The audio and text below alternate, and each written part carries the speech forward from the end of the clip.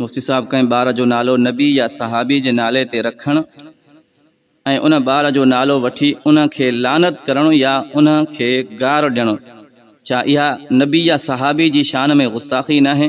सभ खां पहिरीं शइ इहा आहे त ॿार जो सुठो नालो रखणु इहो ॿार जो हक़ु आहे। इस्लामी नालो रखणु, शरई नालो रखणु जंहिंजी माना सुठी हुजे, इहो ॿार जो हक़ु आहे, बुनियादी हक़ु। ऐं ॿार जो नालो कंहिं नबी जे नाले ते या सहाबी जे नाले ते रखणु इहो ज़्यादा अफ़ज़ल ऐं बहितर आहे। जाइज़ नाजाइज़ जी ॻाल्हि न आहे, बल्कि ज़्यादा फ़ज़ीलत वारी ॻाल्हि आहे त पंहिंजे ॿार जो नालो नबी साईं जे नाले ते या कंहिं बि नबी जे नाले ते या कंहिं सहाबी जे नाले ते, न्याणी या सहाबियात जे नाले ते उनजो नालो रखिजे।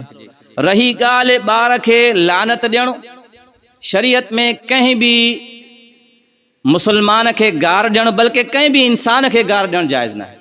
ऐं जंहिं ॿार जो नालो नबी जे नाले ते हुजे या सहाबी जे नाले ते हुजे उनखे दड़को दाहमान करणु इहो त सही आहे, को ग़लति न आहे। ऐं इन सां सहाबी जी या नबी जी शान में गुस्ताखी न आहे। वजह छा आहे? जॾहिं तव्हां ॿार जो नालो रखो था मोहम्मद, त हाणे उन सां मुराद उहो ॿार आहे, नबी साईं मुराद न आहे। उन सां मुराद छा आहे?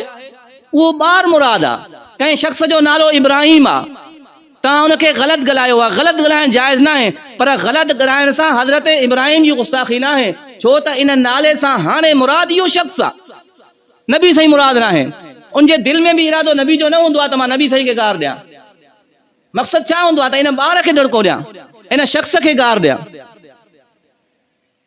त इन सां नबी साईं जी या सहाबा जी गुस्ताखी न थींदी आहे। इन में मक़सदु उहो ॿार ई हूंदो आहे, नबी साईं या सहाबी मक़सदु या उनजी नियत में बि नबी साईं या सहाबी न हूंदो आहे।